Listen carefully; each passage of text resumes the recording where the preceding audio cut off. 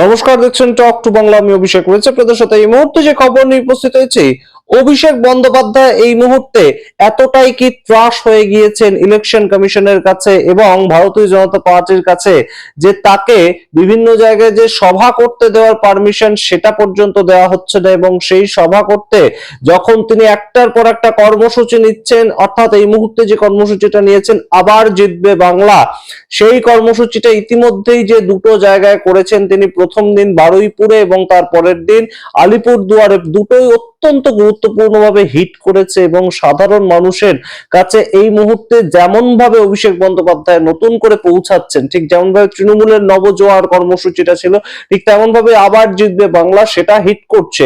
তার কারণ বিভিন্ন ধরনের রয়েছে, কিন্তু এই মুহূর্তে সেই আবার জিতবে বাংলার তৃতীয় দিনের যে কর্মসূচিটা ছিল সেটা ছিল বীরভূমে, এবং সেই বীরভূমের কর্মসূচিটাকে একদম আটকে দেওয়ার জন্য অভিষেক বন্দ্যোপাধ্যায়কে আজকে সকালবেলা কি করা হলো জানেন? তার চপার যেটা ছিল, যেটাতে করে তার আসার কথা ছিল বীরভূমে, সেই যে হেলিকপ্টার সেটা ফ্লাই করবার পারমিশনই দেওয়া হলো না। তার পরবর্তীতে কি হলো, একদম নাটকীয় মুহূর্ত। তার কারণ ঝাড়খণ্ড থেকে হেলিকপ্টার ভাড়া করে নিয়ে এলেন অভিষেক বন্দ্যোপাধ্যায় এবং সেই হেলিকপ্টারে করে শেষ পর্যন্ত তিনি যান বীরভূমে। গিয়ে তিনি একদম সরাসরি মানুষকে অ্যাড্রেস করেন বিকেল 4টে নাগাদ। এই ঘটনা অবশ্যই তাৎপর্যপূর্ণ এই মুহূর্তে, এবং অভিষেক বন্দ্যোপাধ্যায় বলছেন সম্পূর্ণটাই কনস্পিরেসি। সমস্ত ব্যাখ্যা করব, বিষয়টা আপনাদেরকে শোনাবো অভিষেক বন্দ্যোপাধ্যায়ের মুখ থেকে, অভিষেক বন্দ্যোপাধ্যায়ের বক্তব্য। এবং তার আগে অবশ্যই টক টু বাংলা ইউটিউব চ্যানেলটিকে সাবস্ক্রাইব করুন, এই ভিডিও দেখুন শেষ অবধি স্কিপ না করে। আপনারা কোনো কথায় যাওয়ার আগে আজকে জানুন ঘটনাটা কি হয়েছিল। কয়েকদিন আগে থেকে অভিষেক বন্দ্যোপাধ্যায় একদম বছরের শুরুতেই 2026-এ তার নতুন যে একদম প্ল্যান সেটা কি করেছিলেন, আবার জিতবে বাংলা। সেই জায়গাটা এই মুহূর্তে একটা নতুন কর্মসূচি, এবং নতুন কর্মসূচি তিনি শুরু করেছিলেন প্রথম দিন বারুইপুর, দ্বিতীয় দিন আলিপুরদুয়ার, এবং আজকে কর্মসূচিটা ছিল হচ্ছে বীরভূমে। এবং সেই বীরভূমে তার প্রথমে যাওয়ার কথা ছিল, তারাপীঠ মন্দিরে পুজো দেওয়ার কথা ছিল, এবং তার পরবর্তীতে সেখানে সভা করার কথা ছিল। কিন্তু তার মধ্যেই যে ঘটনাটা ঘটে, বেলা 11টা নাগাদ তার যে হেলিকপ্টার ফ্লাই করার কথা ছিল বেহালার থেকে, ফ্লাই করার জন্য যে পারমিশন সেটা তাকে দেওয়া হয়নি, এবং ডিজিসিএ তার পক্ষ থেকে এই পারমিশনটা আসার কথা ছিল, তিনি দেননি সেই পারমিশন। পরবর্তীতে কি করা হয়, পরবর্তীতে সরাসরি অভিষেক বন্দ্যোপাধ্যায় যোগাযোগ করেন ঝাড়খণ্ডের মুখ্যমন্ত্রী হেমন্ত সোরেন তার সঙ্গে, এবং এইখানে কিন্তু একটা বিশাল বিষয় উঠে আসছে যে ইন্ডিয়া জোট যে একে অন্যের পাশে দাঁড়াচ্ছে, সেটা কিন্তু আরো একবার গুরুত্বপূর্ণ একটা জায়গা উঠে এলো আজকে। এবং অবশ্যই সারা দেশের মিডিয়ার সামনে কিন্তু একটা বড় সড়ো এটা নিউজ এই মুহূর্তে যে তৃণমূল কংগ্রেসের পাশে ঝাড়খণ্ডের পার্টি হেমন্ত সোরেন তিনি দাঁড়ালেন, এবং তার হেলিকপ্টার তিনি একদম সরাসরি পাঠিয়ে দিলেন। তার পরবর্তীতে অভিষেক বন্দ্যোপাধ্যায় সেই হেলিকপ্টারে করে একদম পৌঁছে গেলেন বীরভূমে, এবং তিনি মানুষকে অ্যাড্রেস করলেন। এবং কি বললেন অভিষেক বন্দ্যোপাধ্যায় সেখান থেকে দাঁড়িয়ে আপনারা শুনুন, তারপর আবার আসছে বিস্তারিত ব্যাখ্যায় কেন এই মুহূর্তে এতটা ভয় অভিষেক বন্দ্যোপাধ্যায়কে আমরা বলবো। কিন্তু তার আগে অভিষেক বন্দ্যোপাধ্যায় নিজের মুখ থেকে শুনুন তার কি অভিজ্ঞতা, তার কি বক্তব্য। মানুষ সকাল 8:30 9টা থেকে ভিড় করা শুরু করেছে, এবং যারা সকাল 9টায় এসে এই মাঠে পৌঁছেছে বা 10টায় পৌঁছেছে বা 11টায় পৌঁছেছে, তারা এই মাঠে পৌঁছানোর জন্য নিজেদের বাড়ি থেকে কমপক্ষে 2 ঘন্টা 2.5 ঘন্টা আগে বেরিয়ে, যারা পার্শ্ববর্তী জেলা বর্ধমান থেকে এসছেন, কেউ সকাল 6টায় বেরিয়েছেন, কেউ ভোর 5টায় বেরিয়েছেন। আমি আপনাদের কাছে প্রথমেই ক্ষমা প্রার্থী, আমার আসতে একটু দেরি হয়েছে, একটু কাল বিলম্ব হয়েছে। আমার এখানে 12:30 1টার মধ্যে বীরভূমে পৌঁছে গিয়ে 1টা থেকে 1:30টার মধ্যে তারাপীঠ মন্দিরে পুজো দিয়ে আপনাদের সভাস্থলে আসার কথা ছিল। আমার যে হেলিকপ্টারে করে আসার কথা, এখনো নির্বাচন শুরুই হয়নি, নির্বাচনের দিনকাল ঘোষণা হয়নি, নির্বাচনের দামামা হয়তো বেজে গেছে এসআইআর এর মাধ্যমে, কিন্তু নির্বাচন অফিসিয়ালি এখনো পর্যন্ত ঘোষণা করা হয়নি। তার আগে থেকেই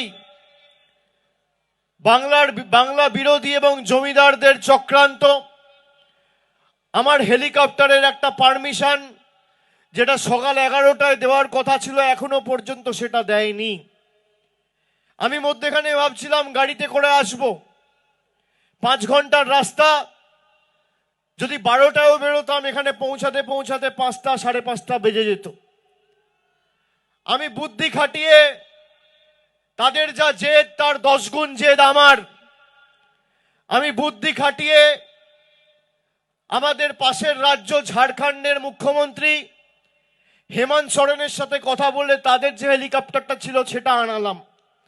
সেই হেলিকপ্টারে করে 2 ঘন্টা দেরি হয়েছে, কিন্তু বিজেপির যা জেদ, বাংলা বিরোধী জমিদারদের যা জেদ তার 10 গুণ জেদ আমার। আমি যদি কথা দিই আমি কথা রাখি।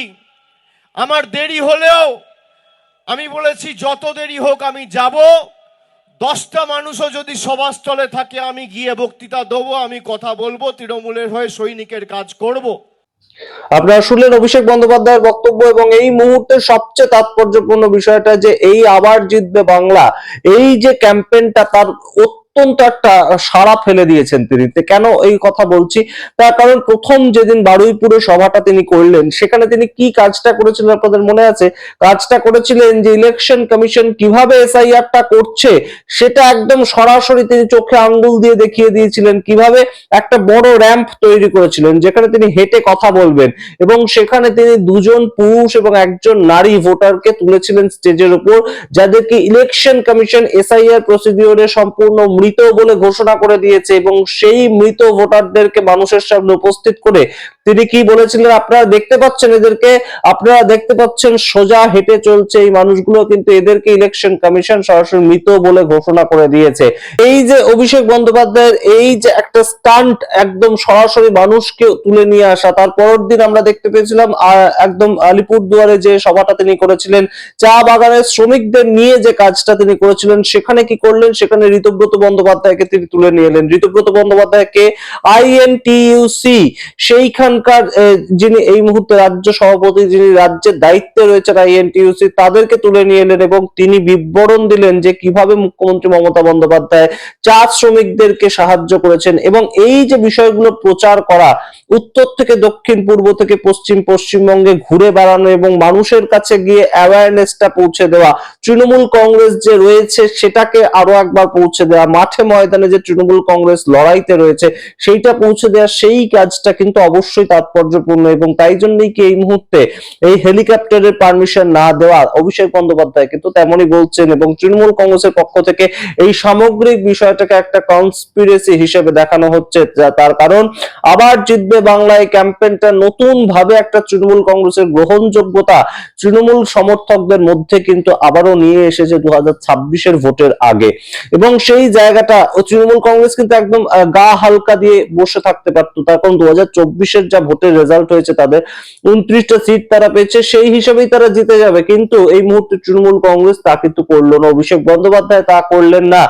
ইতিমধ্যেই তিনি ডায়মন্ড হারবারের যে সেবাশ্রয় 2 সেটা করে ফেলেছেন, এবং নন্দীগ্রামে নতুন ভাবে আবার সেবাশ্রয় করতে চলেছেন। সুতরাং একদম তৃণমূল স্তরের মানুষদের সঙ্গে রয়েছে, সেই একদম প্রমাণটা দেওয়ার কাজটা অভিষেক বন্দ্যোপাধ্যায় করছেন। এবং সেই জায়গা থেকে আজকে এই যে তাকে হেলিকপ্টার ওড়ানোর পারমিশন দেওয়া হলো না, সেইটা সম্বন্ধে তিনি মুখ খুলেছেন, তার অভিযোগ তিনি ব্যক্ত করেছেন। এবং অবশ্যই এই মুহূর্তে ভোটের পারদ যে চড়ছে, শীতের পারদ কমলেও সেটা কিন্তু আরো একবার রীতিমতন চর্চার কেন্দ্রবিন্দুতে উঠে এলো, যে বিজেপি ভার্সেস তৃণমূল সেটা এই মুহূর্তে এমন পর্যায়ে চলে গেল যে অভিষেক বন্দ্যোপাধ্যায়কে সরাসরি এই যে সামগ্রিক এই ক্যাম্পেইনটা থেকে বিরত রাখার জন্য হেলিকপ্টার ওড়ানোর পারমিশন দেওয়া হলো না। আপনাদের সামনে রাখলাম পুরোটা, আপনাদের মতামত কমেন্ট বক্সে কমেন্ট করুন। দেখতে থাকুন টক টু বাংলা, অবশ্যই টক টু বাংলা ইউটিউব চ্যানেলকে সাবস্ক্রাইব করে দিন। ধন্যবাদ।